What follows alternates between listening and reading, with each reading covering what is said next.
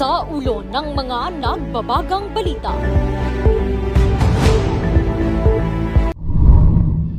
Ilang SIM card users hindi pa rin nakakarehistro 7 araw bago ang deadline. DICT nanindigang hindi papalawikin ang registration. Exportation ng gulay mula Cordillera pinag-aaralan. Kaso ng ASF patuloy ang pagbaba.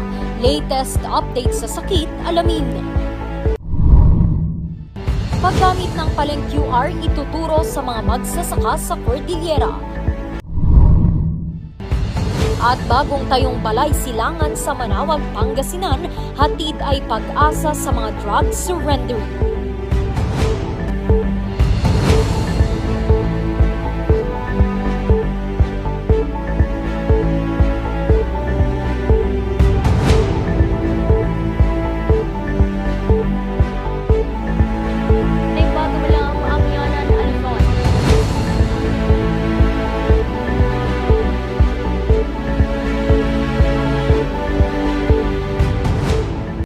Naimbag Malam, Amyanan, Aluzon.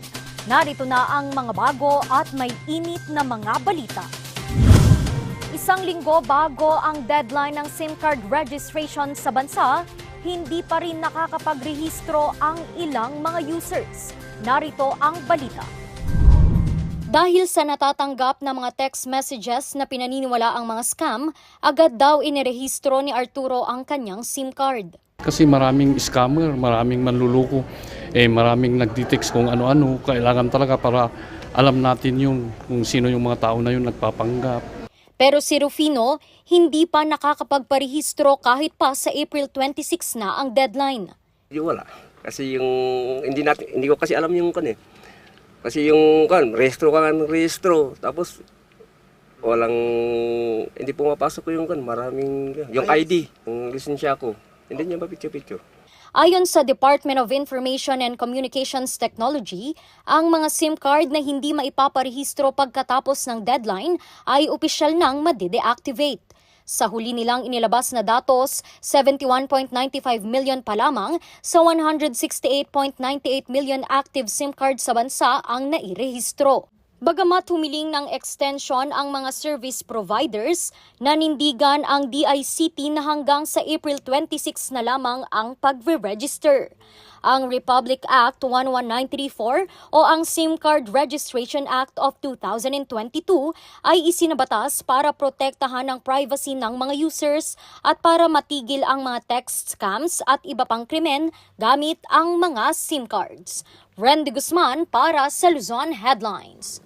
Hinihikayat na rin ang mga magsasaka sa Cordillera na gumamit ng paleng QR. Magbabalita Charles Limon. Katuwang ng ilang magsasaka sa Benguet ang kooperatiba nila Jumelin. Sila kasi ang humahawak sa mga pera ng kanilang mga miyembrong magsasaka. Dahil dito, mas protektado ang kanilang mga pera. Yun lang, problema nila kung minsan ang mabusising pagbabayad o paghuhulog ng pera sa bangko. Sa bank kasi mapipila ka tapos lalo na pag mga check yung babayad nila is yung mga clearing time mas matagal po. Dahil sa pag-usbong ng digital economy, mas pinili nila ang online at cashless transactions. Mas maganda po sir kasi mas accessible at saka basta may strong net connection ka or data signal, mas mabilis po sir. Pero malaking hamon ito para sa ilan nilang miyembrong magsasaka na walang kaalaman sa paggamit nito. Ito ang isa sa mga gustong tugunan ng Bangko Sentral ng Pilipinas, kaya nakipagtulungan ang ahensya sa Department of Agriculture Cordillera para sa pagsusulong ng paleng QR. Isa sa layon nito ang pagbibigay ng financial education sa mga magsasaka. Nandito na ng BSP para bigyan kayo ng financial literacy, para malaman ninyo yung simple, ganitong kadali magbukas ng bank account, ganitong kadali magbukas ng GCash or Maya, at bakit importante mag-save tayo, mag-invest, may insurance, at paano makapagpahiram na walang collateral. Paraan din ito upang maisulong ang pag-iipon at pagkakaroon ng insurance ang mga magsasaka. Kasi kung may mga extra cash ang ating mga farmers, dahil lang sila ay tumama, ay matuto sila kung saan pwedeng i-invest. At that time na kumita sila ng malaki para magkaroon naman sila ng magiging source of additional financing pagdating naman ng panahon na mababa ang mga presyo. Dahil dito, pumirma sila sa isang Memorandum of Agreement para sa paggamit ng Paleng QR. Tuturuan din ang mga magsasaka kung paano makaiwas sa mga online scams. Gaya ng sinabi mo, kakausapin natin, ano ba yung gusto nilang matutunan? Kasama talaga yung digital financial literacy lessons. At kasama dito yung sa pag-ingat kung sa mga scammers, sa mga phishing. So, hindi lang paano turuan kung paano gamitin yung cashless payments, but tuturuan din kung paano mag-ingat sa mga nanduloko. Sa huling datos ng Bangko Sentral ng Pilipinas taong 2021, 73% ng mga magsasaka sa bansa ay walang sariling bank account. Apela lamang ng dalawang ahensya ang pagpapalakas pa ng Department of Information and Communications Technology ng Public Wi-Fi program ng pamahalaan upang maisakatuparan nito. Ito ang kauna-unahang pagkakataon na nakipag-ugnayan ang Bangko Sentral ng Pilipinas at Department of Agriculture para sa Paleng QR. Charles Nicolimon para sa Luzon Headlines. Pinag-aaralan naman ng Department of Agriculture Cordillera ang exportation ng mga gulay sa ibang mga bansa. Magbabalita Iris Paed. Layon ng Department of Agriculture Cordillera na mapalakas ang industriya ng gulay. Kaya sa pagdiriwang ng High Value Crops Development Week, pinag-aaralan nila ngayon ang exportation ng mga gulay mula Cordillera. Sa other regions kasi meron na silang exportation.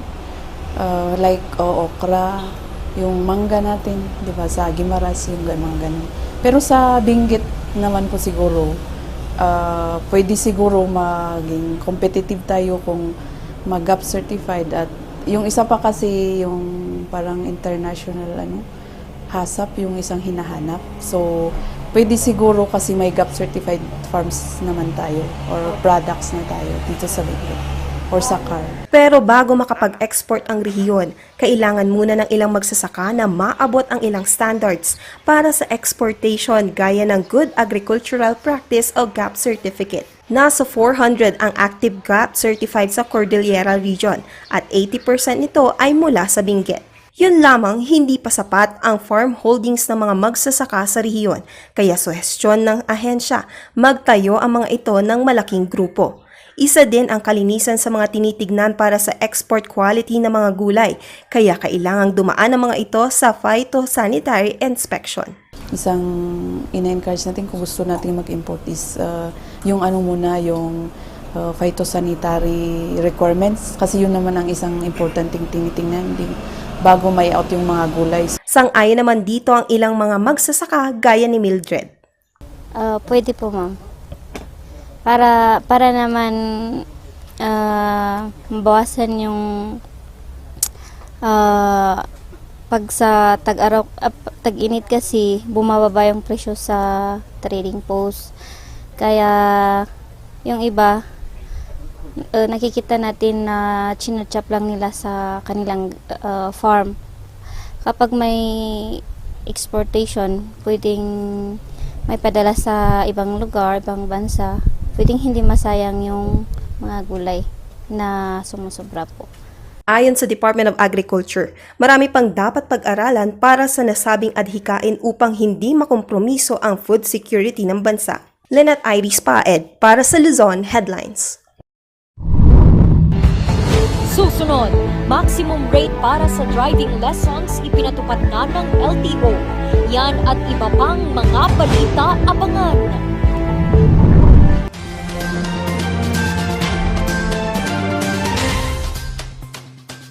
para sa mga nag-aalaga ng mga hayop tulad ng kambing, baka, kalabaw, manok, bibe, pato at iba pa. Ang King's Vita Plus Animal Feed Supplement maraming maibibigay na benepisyo tulad ng pampalakas ng buto, pampabigat ng timbang, pampadami ng gatas ng kambing at baka, mabilis na paglaki, proteksyon mula sa mga sakit, maiwasan ang dehydration, energy booster, pampagana sa pagkain dahil puno ito sa vitamina at minerales, electrolytes, calcium at D3, amino acid at enzyme, omega-3 at probiotics. Sa paggamit, i-mix lang ang 1 kutsara sa 1 galon ng tubig o 1 kutsara sa 3 kilo ng feeds at ibigay ito araw-araw. Huwag mag-alala dahil wala itong overdose. King's Vita Plus Animal Feed Supplement mabibili sa mga Agrivet stores.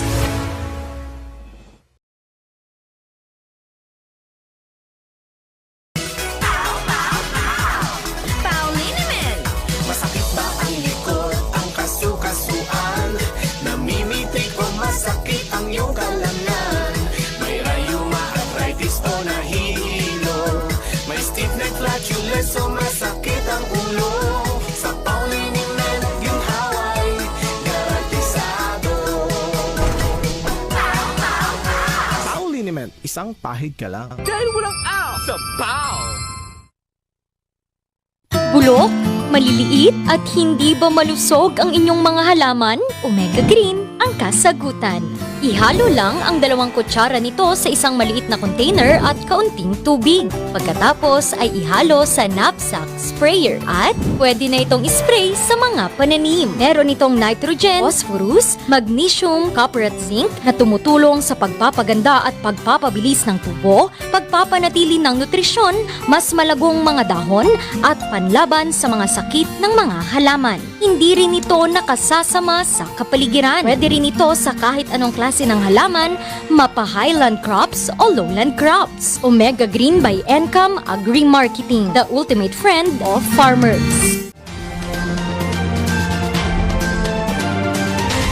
Ipinatutupad na ng Land Transportation Office ang maximum rate para sa mga driving lesson courses sa mga driving schools.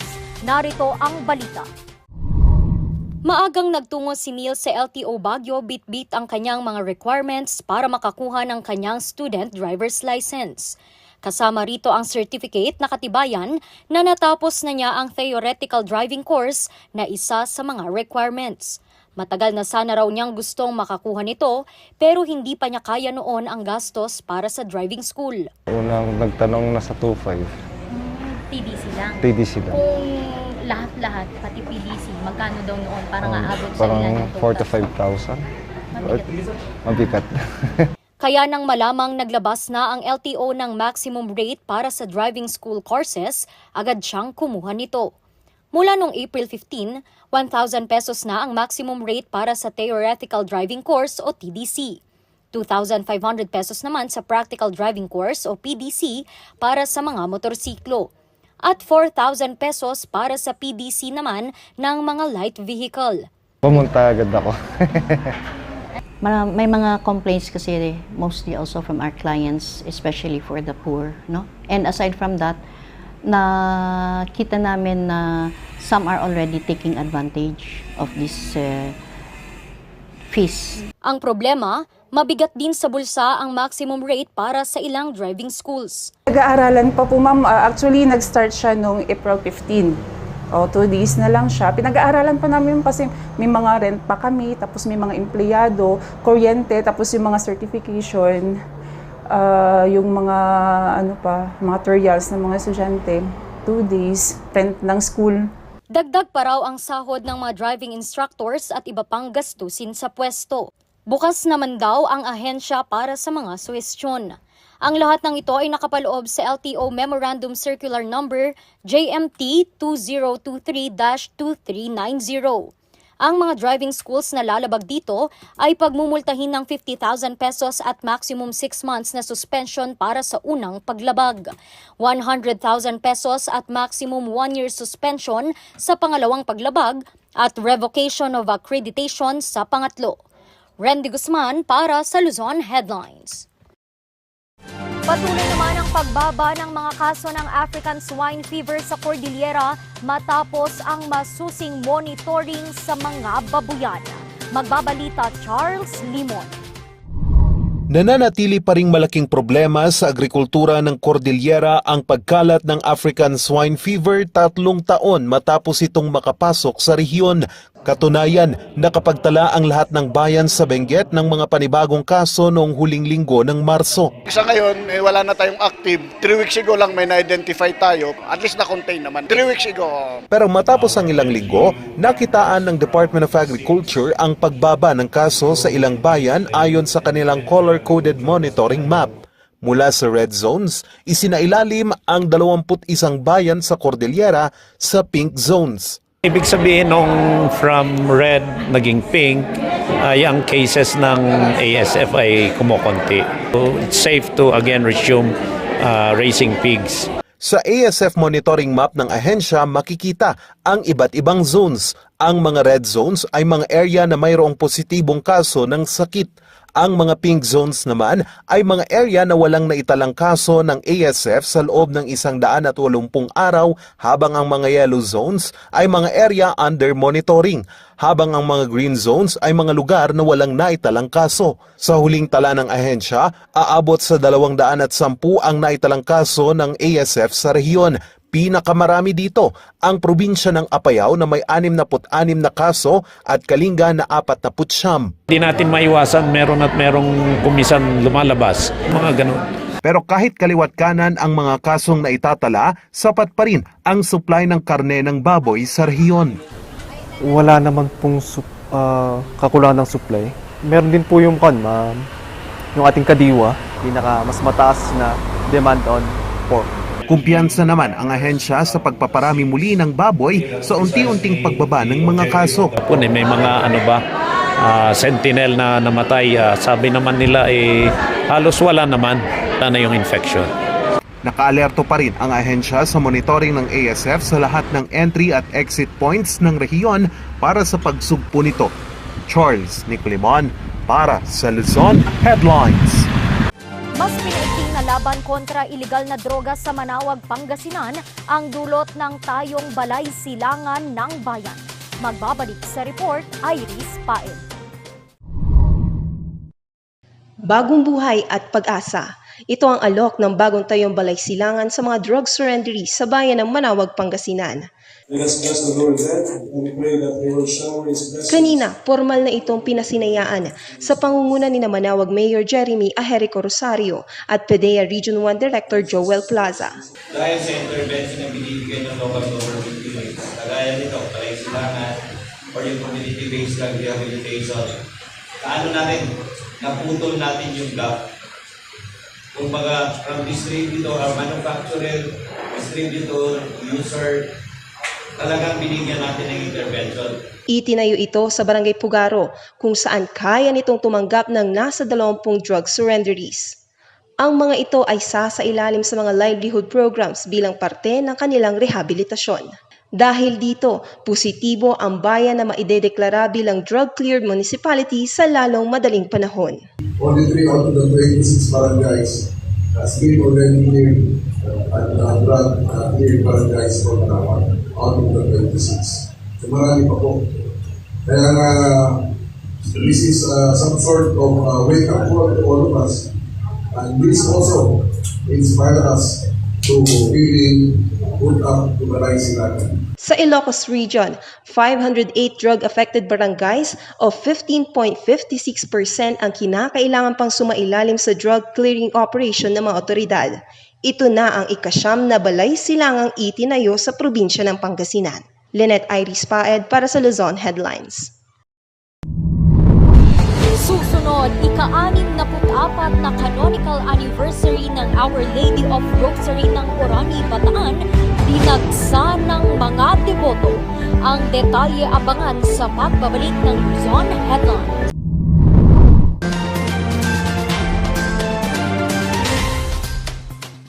Sa milk ng batang 90s, dapat atin lang i-try. Ang batang 90s milk tea, di ka magsisisi, promise. Sa milk ng batang 90s. Bizarre Music offers a complete line of musical instruments.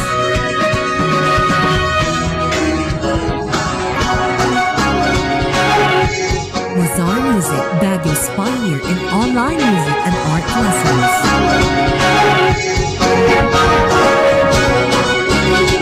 Bazaar Music, bringing music closer to your hearts.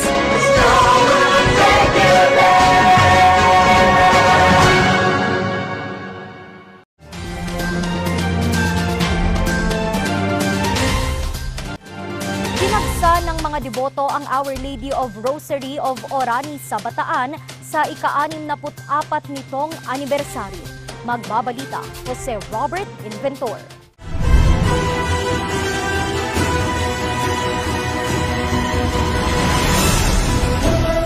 Dagsa ang mga deboto ng Our Lady of Holy Rosary of Orani sa Minor Basilica and Shrine Parish sa Bataan kahapon. Ito'y upang masaksihan nila ang ika-64 na anibersaryo sa paggawad ng canonical coronation sa Birhen. Inabangan ng lahat ang pagpapalit ng damit ng rebulto ng Birhen. Pinatungan ito ng puting tela upang maprotektahan ang orihinal na imahe nito.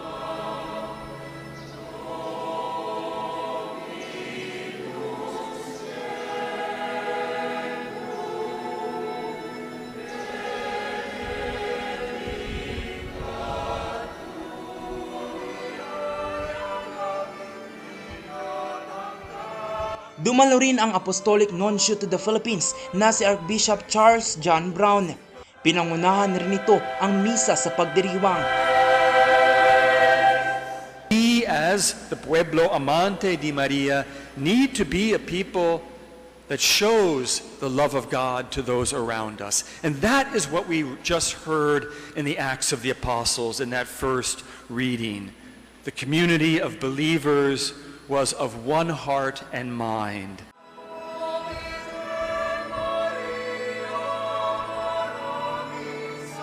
Ang canonical coronation ng Birhen ay iginawad noong 18 ng Abril 1959. Jose Robert Inventor para sa Luzon Headlines.